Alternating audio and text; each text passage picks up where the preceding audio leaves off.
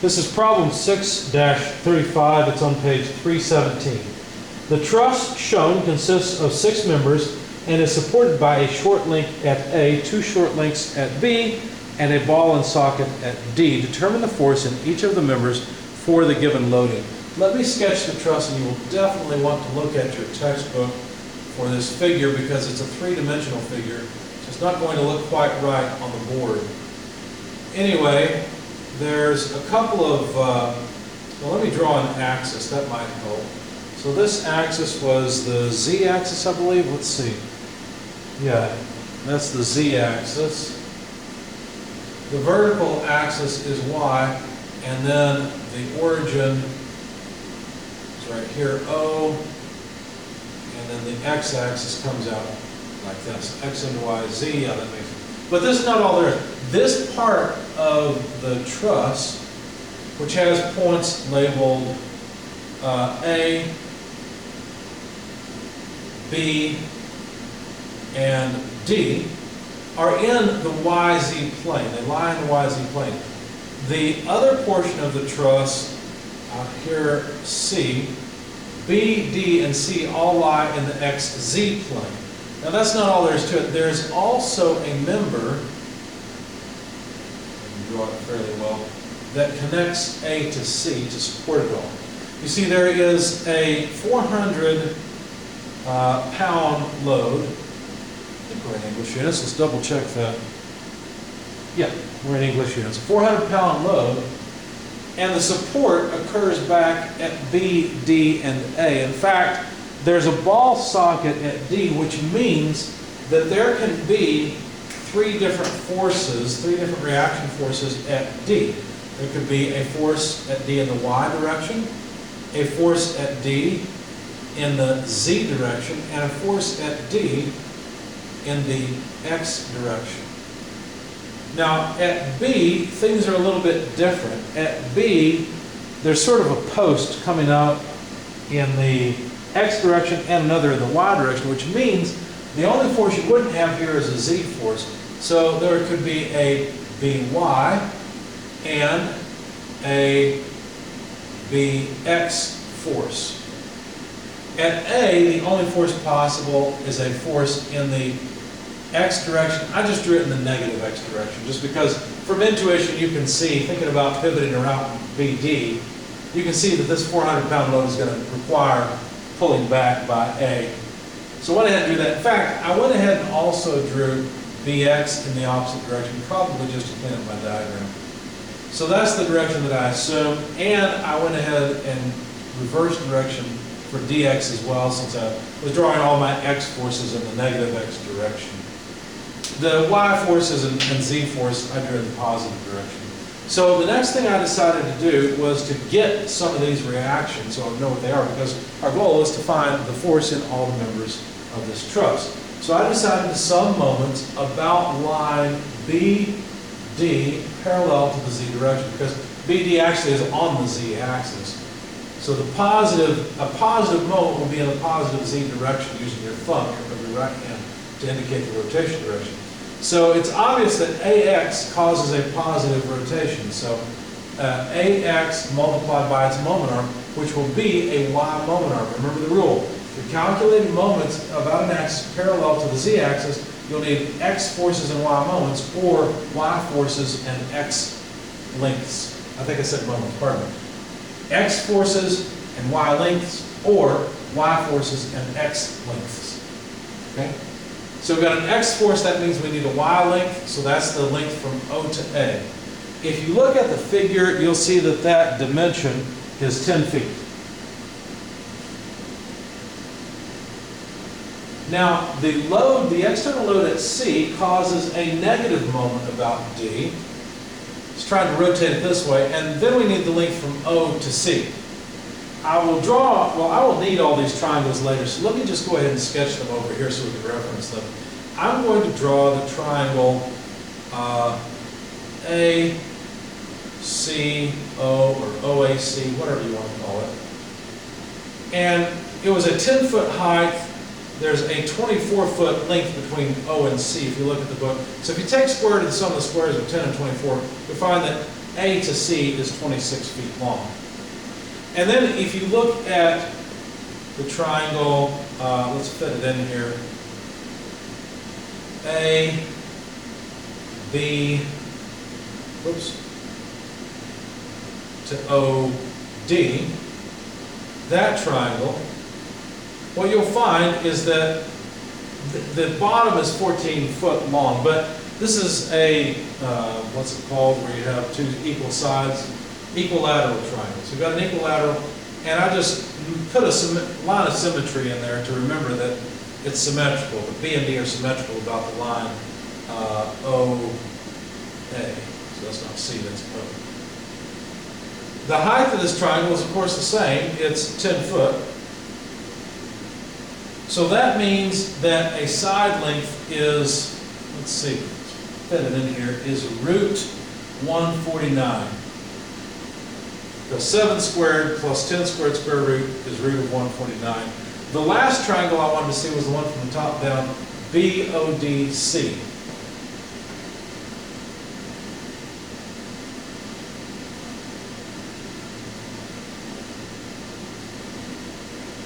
So that is D, O,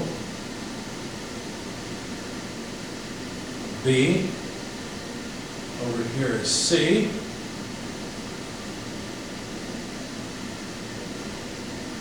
for reference, the x-axis comes out that way. So again, 7, 7, and 24 feet are the dimensions. Do the math, 7 squared plus 24 squared, and you get 25 once you take the square root for the hypotenuse. Now, why do we need all of that? Well, hopefully that makes more sense about where I got this 10 foot. That's just the height here, or the height here if you like. What other force acts? Well, C acts and it causes a negative moment. So let me just draw C, or write C for the 400, well, I guess I'll plug it in. 400 pounds times what moment arm? Well, OC. That distance is 24 foot. That sum has to come out to 0. So this yields AX. When you solve that for AX, you get 960 pounds. So let me just make a note of that. AX equals 960 pounds. I'll not write pounds, of course. We know it's 960 pounds because we're working in pounds here. The next thing I decided to do was some moments about point D parallel to the y-axis.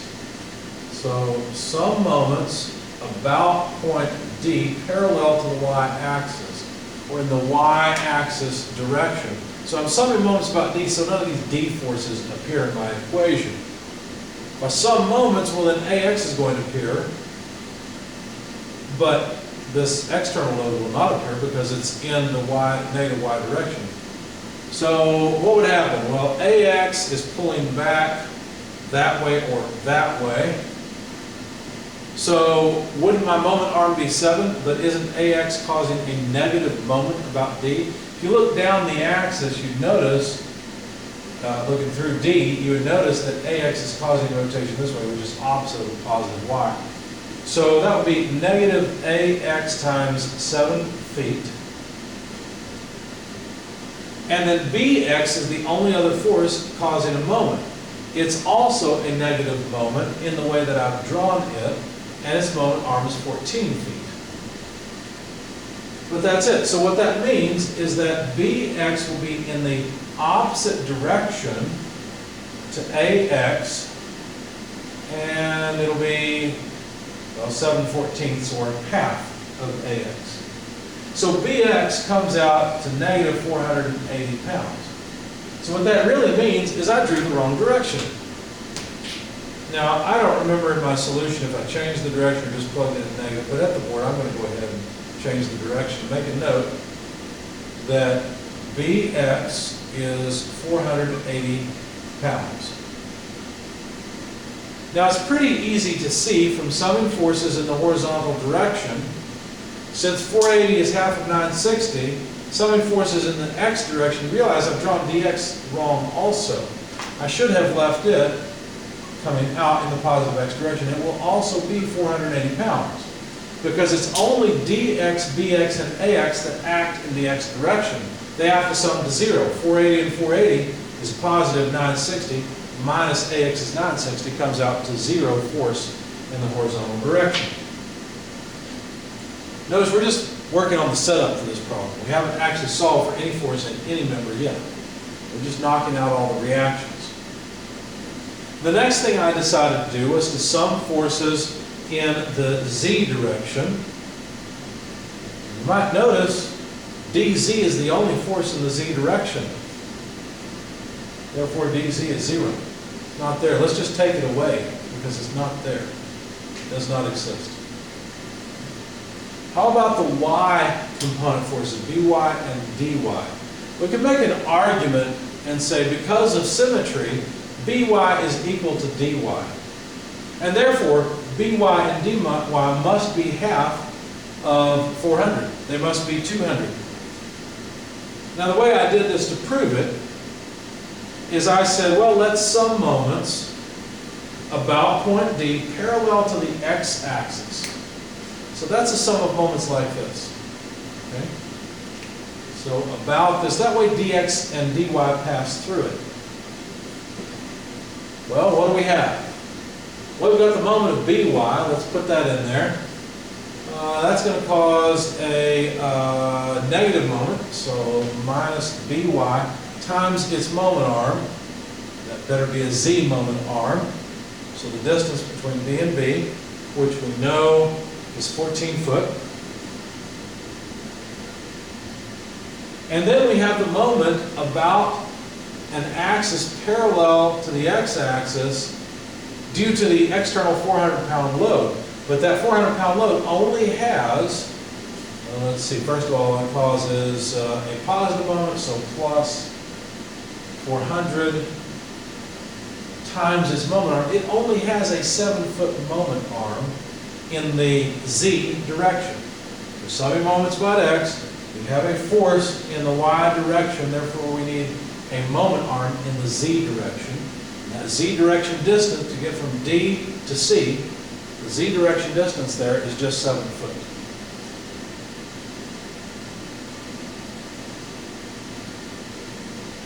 That's it. Now if you think about it, it makes sense that by has to be 200. Because negative 200 times 14 plus 400 times 7 equals 0. So we've just proven that by is equal to 200. Hopefully you realize summing forces in the y direction, we'd have 200 here, something here, minus 400 there. The something has to be 200 for this to balance. So that's it. We have calculated all of the reactions that occur on this space truss, and they're at B, A, and D. We've shown some of them are 0. So now let's get to the interesting part. We'd like to know the force in all the members. Member AB from here to here. Member AD from here to here. Member BD from here to here. Member CA here to there. Member CB and CD. CB and CD, and that's all of the members. The force will all be in pounds, and I'll just need to know the magnitude of the force in each and whether the member is in tension or compression. Using the method of joints, I'm going to start with point A. Now point A has, I'm going to assume a tensile force acting on it due to member AB, a tensile force due to member AD, and what else? Well, let's see, there's also the force coming out along AC. I'll assume that's tensile. And then AX, acting backward. Okay? I know AX. AX is 960. Now, if you're used to working two-dimensional problems, you might say, well, we've got an issue here because we'll only have 2 equations and we've got 3 unknowns. But remember, we're in 3 space now. This is a space truss. So we have 3 equations. We have 3 sum forces in all the directions, x, y, and z. So we can accommodate 3 unknowns now. If we sum forces in the horizontal x direction, well, what do we have? Negative 960 from AX plus ACX. But notice that AB and AD don't have any distance in the x direction, so that's it. We should be able to figure out AC from this. It's going to be related to 960, right? We're going to put the 960 on the other side. We just need the x component of AC. Well, here's AC. If I want the x component of force AC, that's 24 over 26. You might say, why is it not 26? Well, this is a geometry triangle that I'm using to scale the force. The force lies along this line. I don't know how big AC is yet. We're about to find out. But I don't know how big it is. It's similar to this geometry triangle. So to get just the horizontal component, I would take 24 over 26 of AC. Or in other words, AC is 26 over 24 times 960. When you plug that into your calculator, let's see, you find that AC is 1,040 pounds. And since it came out positive, that means it is in tension. That shouldn't be a surprise. If we pull down here, we would fully expect AC to be in tension. Call it CA, AC, it doesn't matter. All right, that worked out pretty well. Let's sum forces in the Z direction now. Notice AC has no Z direction component, neither does AX. So we'll just have AB in the Z direction minus AD in the Z direction. Notice that AD has a negative Z component. This sum should be 0. Now if you think about it, you'll realize because of symmetry, AB and AD should be equal to one another, but let's prove it. The Z component of AB would be 7 over 149 times AB, or root 149. And that should be equal to AD times its Z component, which is 7 over root 149. So we've just shown that AB and AD are equal to one another in magnitude. Well, that's nice, but that doesn't tell us what they are. It doesn't tell us their magnitudes. So now let's sum forces in the vertical y direction. In the y direction, we'll have negative ABY minus ADY minus ACY equals 0. So we see immediately, since AC is in tension, AB and AD will be in compression based on the signs in this equation. Now, let's put all of these terms, well, let's put AB and AD on the other side. AB, to get the y component of AB, I'll need 10 over root 149. To get the y component of AD, I need the same scaling factor because it's the same triangle but in reverse. And that's equal to AC, well, negative AC. I've moved these two terms to the other side. Negative AC in the y direction. Well, AC's y component is 10 over 26. Notice the 10's cancel across the equation. And also notice that AB and AD are the same thing. So really, we have 2 over root 149 AD equals negative AC over 26. Notice that we know the magnitude of AC or CA. We can plug that in, we can solve for AD, and we'll find that AD is in compression. When you do that, you find that it is negative 244.13. So AD is 244.13 in compression, and so is AB.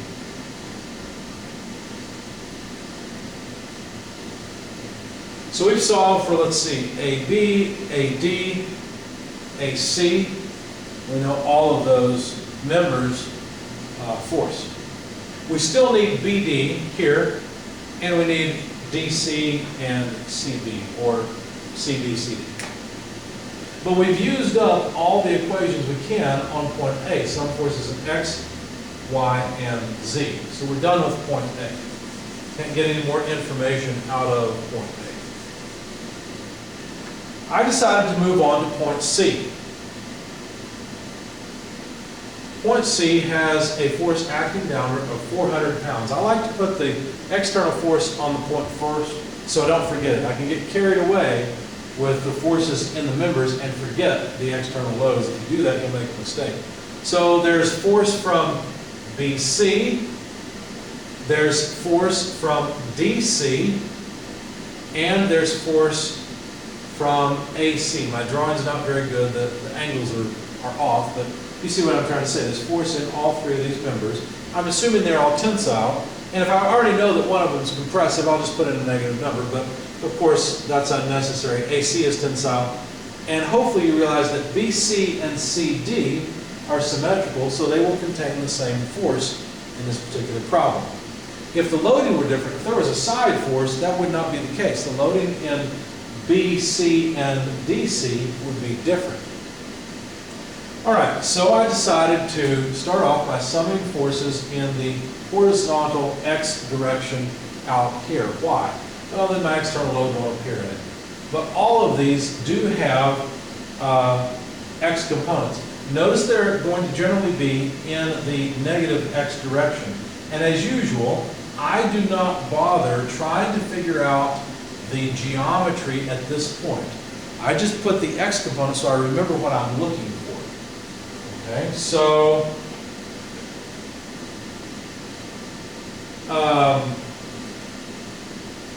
I realized that BC and DC will have the same force, so I paused this and I said, you know, which direction would prove that to me? What would be the Z direction? So let me pause on this and some forces in the Z direction. Well, in the Z direction, AC doesn't appear, the external load doesn't appear. I'm going to have BCZ minus DCZ. Because DC has a negative Z component, BC has a positive Z component. Just like what I did with AB and AD, I know that this sum has to be 0. BC, to get the Z component of BC, well, Z is going down that way. So BCZ component would be 7 over 25. Remember, 24 is the horizontal length, 25 is the hypotenuse. So 7 over 25, 7/25 equals DCZ, but DC also would require 7/25 to find the Z component. So again, we've just proven that BC and DC are the same thing. So what I decided to do then is say, well, both these are the same. Let's put them together, pull them to the other side of the equation. 2BCZ then is equal to negative AC, I'm sorry, I said Z, I meant X. 2BCX equals negative ACX, but let's work on AC's X component. That should be easy. AC's X component is 24/26. And by the way, I know what AC is equal to. So that should give me BCX, or better yet, let's figure out what the X component of BC would be. BC's X component is 24/25. So instead of writing this X, let's move things over to BC. And the X component, to get the X component of BC, like I said, it's just 24/25. 24 is canceled across the equation, and we can figure out the value of BC. I'll tell you what, we've proven that BC and DC are equal. Let me erase this and work with this just a little bit more to make sure it's clear. BC then is equal to negative AC times 25 over 26, just moving this term up here, and dividing by 2. So if I know AC, or CA, 1040, I can plug it in here, multiply by 25, divide by, what, 52? It's 226 to 52. And I will get BC. When you do that, you find that BC is negative 500. CB or BC is 500 in compression. That should make sense. When you pull down on this, AC is going to pull back, but BD and BC are going to be compressed. And like we said, we proved they were equal, so 500 in compression for CD as well. All right, with some forces in the x and the z direction, if I were to sum forces in the y direction, I would just find that the vertical component of AC equals 400. That's not really a surprise. So I'm not going to bother with that one. It doesn't really help me, and I've pretty much used up point C. The last thing to do is find the force in this member back here, BD. The only way I can figure out to do that is to either take, at least with the method of joints, is to take either point B or point D as a free body. We know that point B has a 200-pound force in the y direction. We called it By. We also know that point B has a 480-pound force in the positive x direction. And then there is CB or BC, not in the x direction, but off a little bit, because see there's an angle of this line relative to the x-axis. So there is CB here. There's also BD, which only exists in the z direction. And then finally, there's the force from member AB. Okay? Notice that I know the magnitude of AB and of CB. As a matter of fact, CB is compressive, and AB, I think, was also, yeah, it's also compressive. But I'm just going to plug them into my equations in the negative, as a negative number. Now, how do you suppose I'll find BD? Well, BD only exists in the z direction, so my only option is to sum forces. I'm sorry, I said x, I meant z. BD only exists in the z direction, and so I need to sum forces in the z direction. So obviously I've got negative BD, because it acts opposite to the positive z direction. I will have a contribution from CB. Again, don't fret it. Just write down CB, z's component. And I'll have a z contribution from AB, but that's it. The two knowns, unfortunately, don't appear because this one's in the y direction, that one's in the x direction. I'm summing forces in the z. So they don't appear. That's okay. We can still solve this. So BD, moving this to the other side of the equation, will be equal to negative CB times the z component. Well, we need this, not times, but the z component of CB. So CB is right here. The z component is the 7/25 side. Minus AB. Now AB in the z direction. Well, here's AB in the z direction. It's the 7√149 side. 7/149 side. Okay. Now I know what CB is equal to. CB, I call it CB, is negative 500. We'll have negative times negative, so this term will be positive. AB is 22, well, it's 244.13, but negative because it's also compressive. So this term will be positive. So BD is in fact in tension, because notice we've got negative times negative, negative times negative. There's no way we can end up with anything except for positive. So when you plug all that in, you find that BD is 280 pounds of tension.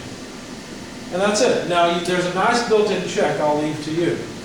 There's several here, actually. You could sum forces in the vertical direction, the y direction, in the x direction, and verify the numbers that we've got.